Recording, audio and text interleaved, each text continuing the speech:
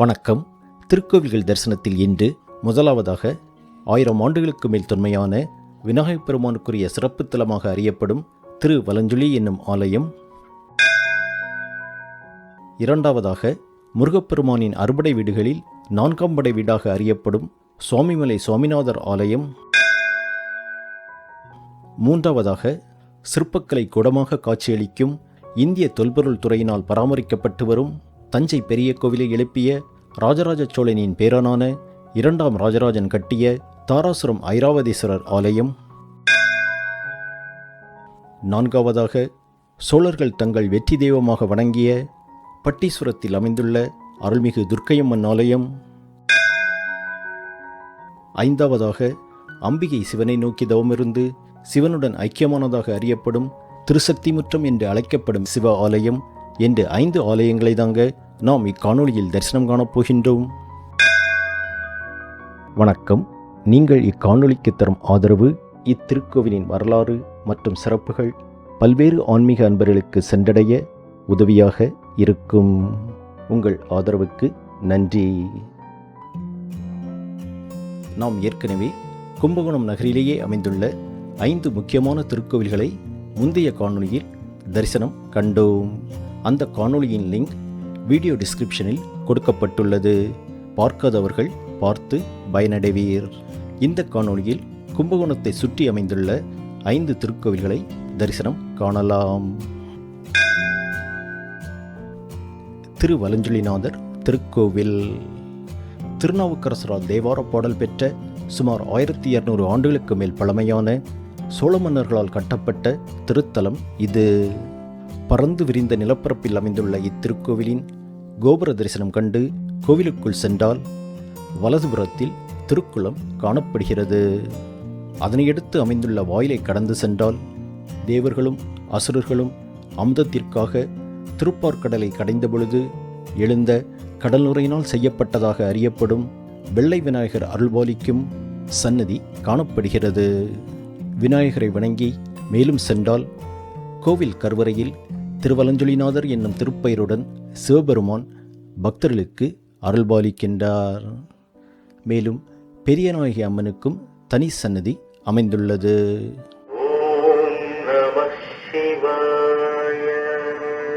கோவில் பிரகாரத்தில் நிறைய மரங்களும் செடிகளும் வளர்ந்து சோலை போல் காட்சியளிக்கின்றது. சோழ மன்னர்களால் கட்டப்பட்ட மிகப்பெரிய மதில் சுவர்கள் அமைந்துள்ள அற்புதமான ஆலயம் இது. இத்தலத்தில் அருள்பாலிக்கும் விநாயகப் பெருமானை வழிபட நாம் தொடங்கும் நற்காரியங்கள் தடையின்றி நடைபெறும் என்றும், திருமணத் தடைகள் மற்றும் இதர தடைகள் நீங்கி வாழ்வில் நன்மைகள் பல நடக்கும் என்றும் இத்தலத்தின் சிறப்பாக சொல்லப்படுகிறது.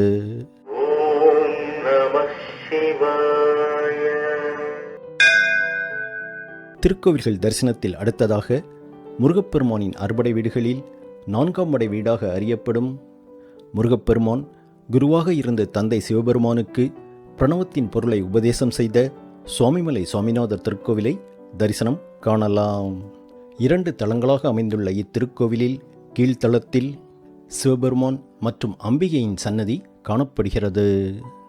சிவபெருமானையும் அம்மனையும் வழிபட்டு தமிழ் வருடங்களை குறிப்பதாக அறியப்படும் 60 படிகள் ஏறி சென்றால் மேல்தளத்தில் சுவாமிநாத சுவாமியாக முருகப்பெருமான் பக்தர்களுக்கு அருள்பாலிக்கின்றார். ஓம் சரவண பவ, ஓம் சரவண பவ. இத்தலத்தின் கருவறையில் அருள்பாலிக்கும் முருகப்பெருமானின் முன்னால் வழக்கமாக முருகன் கோவில்களில் காணப்படும் மயிலுக்கு பதிலாக யானையின் சிற்பம் காணப்படுகிறது.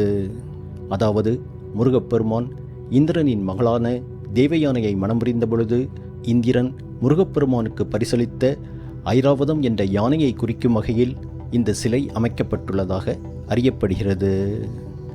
இத்தலத்தில் அருள்பாலிக்கும் முருகப்பெருமானை நம்பிக்கையுடன் வழிபட திருமண வரம், குழந்தை வரம், குடும்பத்தில் ஐஸ்வர்யம், கல்வியில் மேன்மை முதலிய பல பலன்கள் கிடைக்கப்பெறும் என்று இத்தலத்தின் சிறப்பாக சொல்லப்படுகிறது. திருக்கோவில்கள் தரிசனத்தில் அடுத்ததாக சிற்பக்கலை கூடமாக காட்சியளிக்கும் சோழ மன்னர்களால் திருப்பணி செய்யப்பட்ட சுமார் 1000 ஆண்டுகளுக்கு மேல் பழமையான தாராசுரம் ஐராவதீஸ்வரர் ஆலயத்தை தரிசனம் காணலாம். இந்திய தொல்பொருள் துறையால் பாதுகாக்கப்படும் இத்திருக்கோவிலில் காணப்படும் சிற்பங்களின் அழகையும் அதனை வடித்த சிற்பியின் திறமையும் இத்தலத்தை நேரில் பார்த்தால் மட்டுமே நமக்கு புரியும். தஞ்சை பெரிய கோவிலை எழுப்பிய ராஜராஜ சோழனின் பேரனான 2ஆம் ராஜராஜ சோழனால் கட்டப்பட்ட திருக்கோவில் இதுவென்று கல்வெட்டு தகவல்கள் தெரிவிக்கின்றது. கோவில் கருவறையில் பெரிய சிவலிங்க திருமேனியாக சிவபெருமான் பக்தர்களுக்கு அருள்பாலிக்கின்றார். மேலும் வேதநாயகி அம்மனுக்கும் தனி சன்னதி அமைந்துள்ளது. நமது பண்டைய சிறப்புகளையும் முன்னோர்களின் கலைத்திறமைகளையும் ரசனைகளையும் நாமும் நம் குழந்தைகளும் அறிந்து கொள்வதற்கு ஒவ்வொருவரும் தன் குடும்பத்தோடு சென்று தரிசிக்க வேண்டிய ஆலயம் இது. ஓம் நம சிவாய. திருக்கோவில்கள் தரிசனத்தில் அடுத்ததாக திருஞான சம்பந்தரால் தேவார பாடல் பெற்ற சுமார் 1200 ஆண்டுகளுக்கு மேல் பழமையான சோழ மன்னர்கள் தம் வெற்றி தெய்வமாக வணங்கிய துர்க்கையம்மன் அருள்பாலிக்கும் பட்டீஸ்வரத்தில் அமைந்துள்ள தேனுபுரீஸ்வரர் ஆலயத்தை தரிசனம் காணலாம். திருஞான சம்பந்தர் இத்தலத்திற்கு இறைவனை தரிசனம் காண வரும்பொழுது இறைவனின் அடியவர்களின் சிறப்பை உலகுக்கு உணர்த்தும் பொருட்டு சிவபெருமான் நந்தியை விலக்கி திருஞான சம்பந்தரை வரவேற்றதாக இத்தலத்தின் தலபுராணம் கூறுகிறது. 4 புறங்களிலும் கோபுரங்களால் சூழப்பட்ட பரந்த நிலப்பரப்பில் அமைந்துள்ள இவ்வாலயத்தில் துர்க்கை அம்மன் தனி சன்னதியில் பக்தர்களுக்கு அருள்பாலிக்கின்றார். இத்தலத்தில் அருள்பாலிக்கும் துர்க்கையம்மனை நம்பிக்கையுடன் வழிபட எடுத்த நற்காரியங்களில் வெற்றி கிடைக்கும் என்றும் செவ்வாய் தோஷம் ராகுதோஷம் முதலிய தோஷங்கள் நீங்கி திருமணங்கள் நல்லபடியாக நடைபெறும் என்றும் இத்தலத்தின் சிறப்பாக சொல்லப்படுகிறது.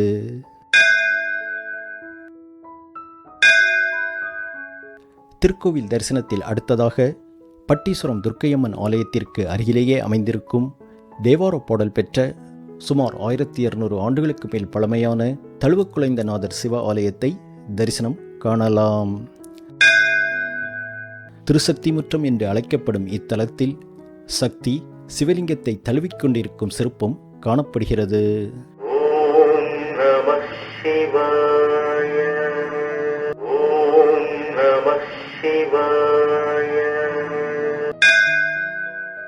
அதாவது ஒருமுறை அம்பிகையானவள் பூமிக்கு வந்து சிவபெருமானை நோக்கி கடுந்தமும் புரிகின்றாள்.